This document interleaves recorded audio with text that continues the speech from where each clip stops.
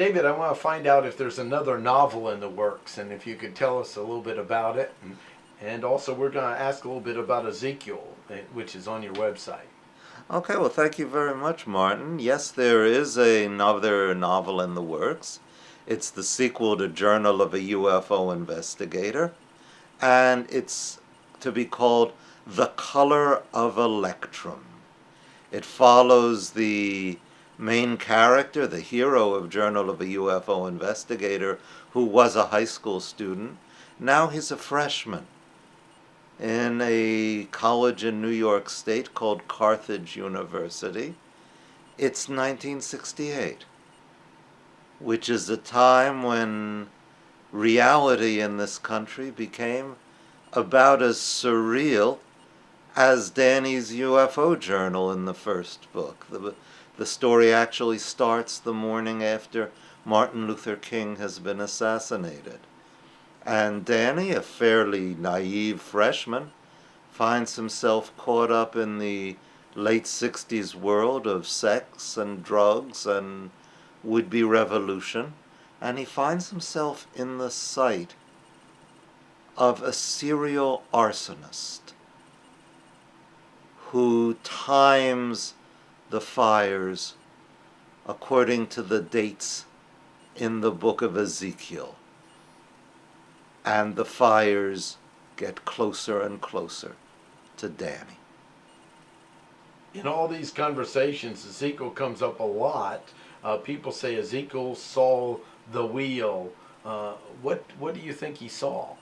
Well, he describes that in the first chapter of the biblical book of Ezekiel. He says that I saw the heavens opened. I saw a great wind come out of the north, with fire flashing up. I saw come out of it like the color of electrum, which is where I got the title of the book. And then he sees 4 living creatures with 4 faces, and then he sees what for the ufologists is the most interesting part of the vision. He sees 4 wheels, like a wheel within a wheel, their rims with eyes round about. And the ufologists say, oh, well, that's a flying disc with a dome in the middle and maybe portholes around the edge. I don't believe that. I don't believe the people who say that what Ezekiel saw is a spaceship. But since I don't believe that UFOs are spaceships, then I'm ready to say that what Ezekiel saw may have been a UFO. And what is a UFO?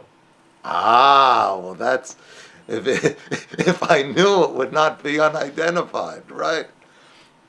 That I think it's something that comes from outside. It comes from within us, but as Jung has shown, and I am a Jungian, that within us is also outside us, that what's within us is part of the history not just of me or of you, but of our whole species.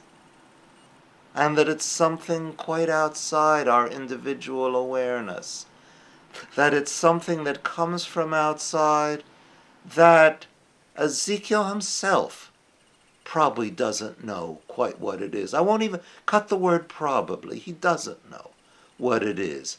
It's only later in his book that he says, aha, I knew these are the living creatures, and then I realized they were cherubim.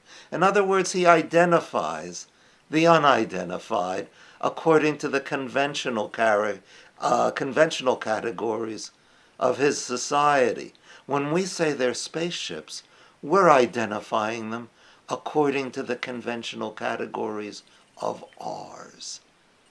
But they're beyond both. They're beyond spaceships. They're beyond cherubim, beyond visions of God. They're the unidentified. And how can they learn more about your your comments and dialogue online. You have a website with a blog, and you're commenting on Facebook. And would you let people know how they can find that information? I sure do. I sure can. My blog is at my website, www.davidhalperin.net. And I always love to hear from people who are reading I post about once a week. I always love to hear from people who are reading my blog posts. And I post probably about 5 times a week on my fan page. It's www.facebook.com/Journal of a UFO Investigator. There Excellent. too, I'd love to hear from anyone who reads it and would like to talk with me. Great. Thanks, David. Thank you, Martin.